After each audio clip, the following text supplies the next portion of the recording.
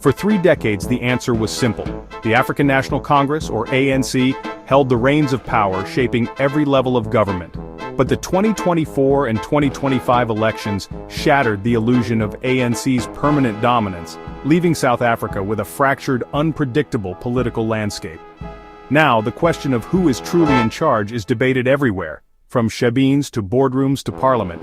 Power is no longer concentrated, it's a mosaic of shifting alliances contested by President Ramaphosa, the Democratic Alliance, the Economic Freedom Fighters, and the disruptive MK Party. Beyond formal politics, unions like COSATU and business elites wield immense influence, shaping decisions behind the scenes. The era of one-party rule is over. What remains is a messy contest for control, defined by complex relationships and competing interests.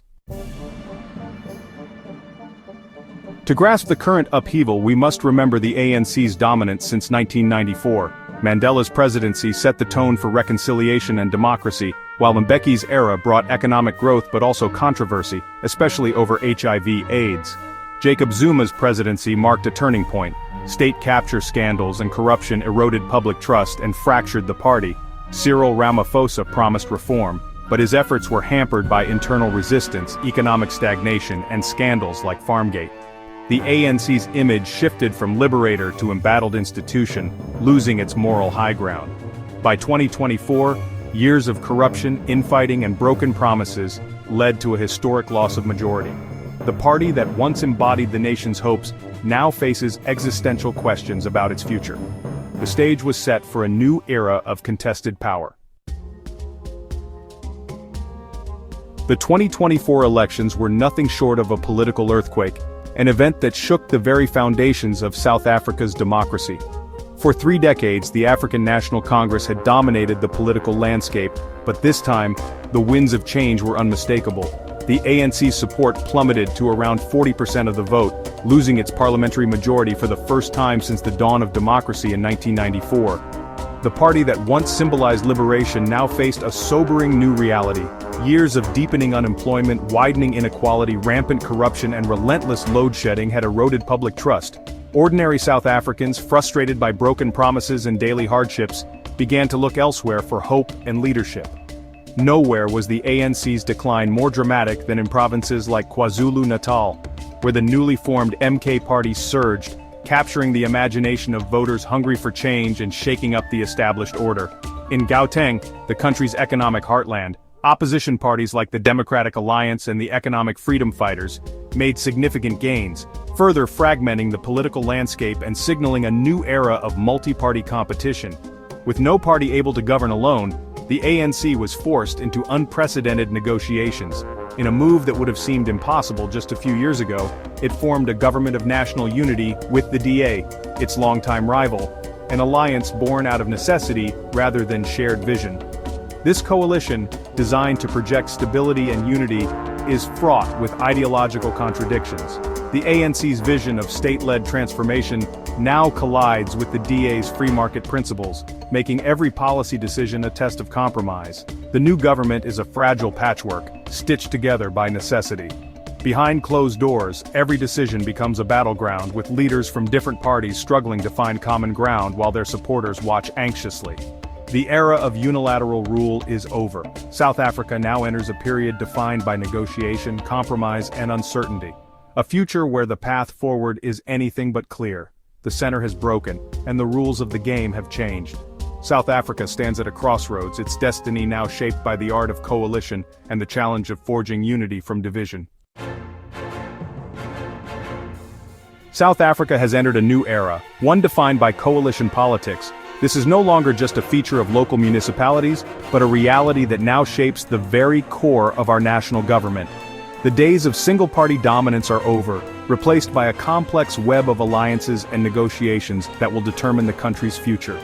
The government of national unity is a delicate balancing act, where no party holds all the cards.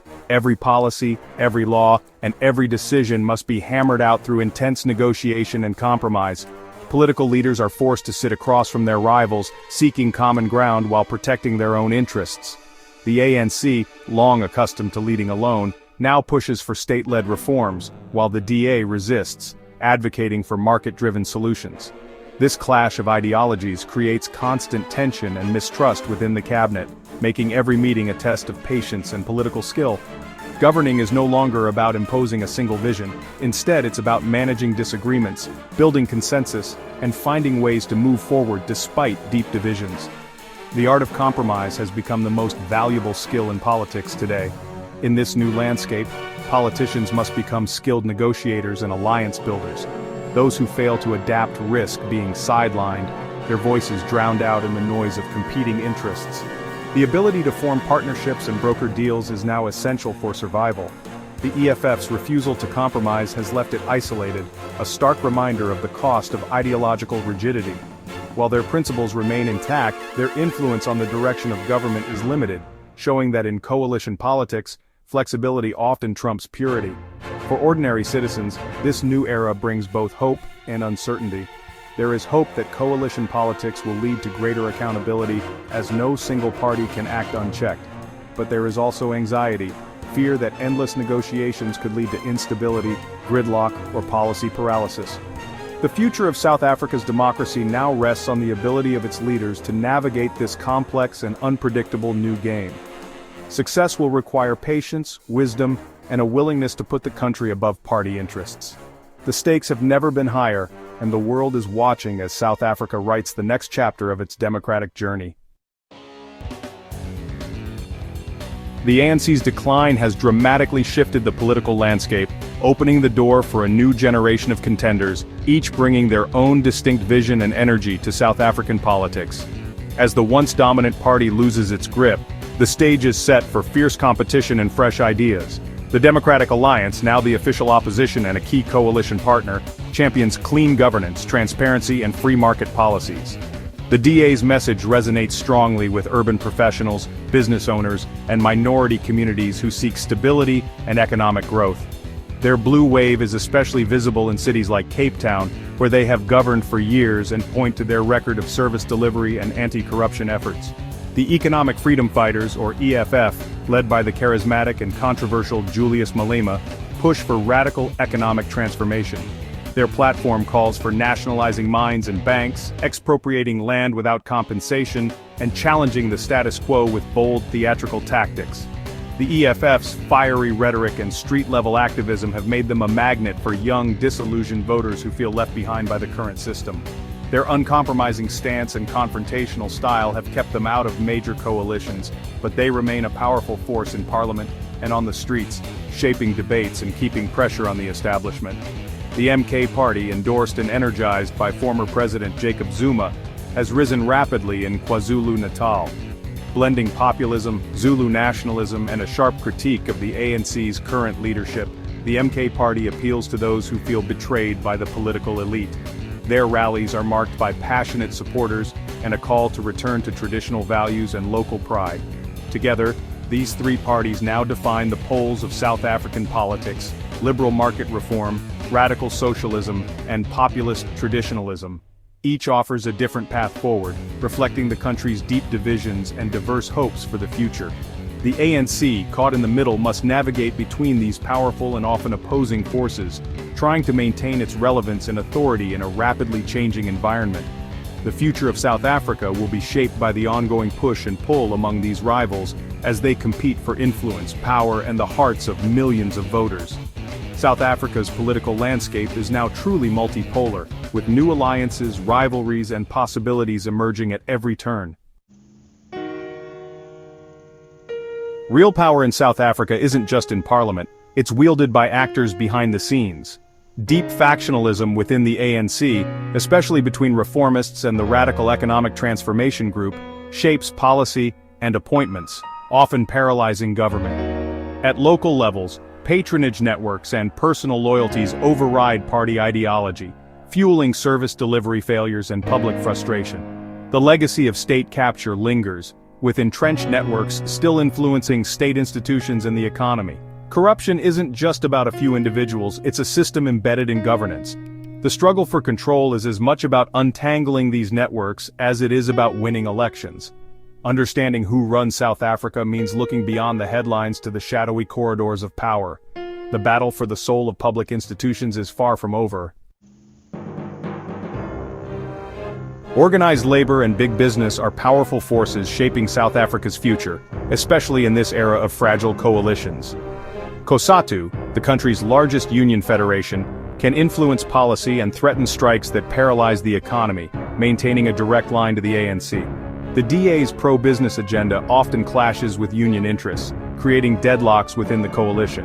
On the other side, business elites, billionaires and corporate leaders, hold sway through investment decisions and private lobbying. The government must balance union demands with the need to attract investment or risk economic instability. Favoring business over workers could provoke union backlash and alienate voters. The tension between labor and capital is at the heart of South Africa's political economy. How the GNU manages this tightrope will determine its survival. The real struggle for power often plays out at the provincial and municipal levels, especially in Gauteng and KwaZulu-Natal. Gauteng's metros are governed by unstable coalitions, leading to political paralysis and failing services for millions. In KZN, the MK party's rise, fueled by Jacob Zuma's influence, upended traditional loyalties and forced new coalition alignments. Local power brokers, not just national leaders, shape daily realities for citizens. These provinces show that power is increasingly localized, fragmented by rivalries and patronage. National unity often breaks down at the local level, where service delivery and political control are fiercely contested. To understand who holds power, look beyond Pretoria, to the mayors, premiers, and local strongmen on the front lines. We've traced the collapse of ANC dominance and the rise of a fragmented, contested political order. Power is now shared and negotiated between rival parties, unions, business elites, and local power brokers. The age of certainty is gone. Compromise and complexity define the new era. This reality is both daunting and democratic. Gridlock is a risk, but more voices are heard and every vote matters. Accountability is greater, but so is the potential for paralysis. Power is no longer a pyramid, but a web of influence. So who really holds power in South Africa now? Politicians, unions, corporations, or the people? The answer will shape the nation's future.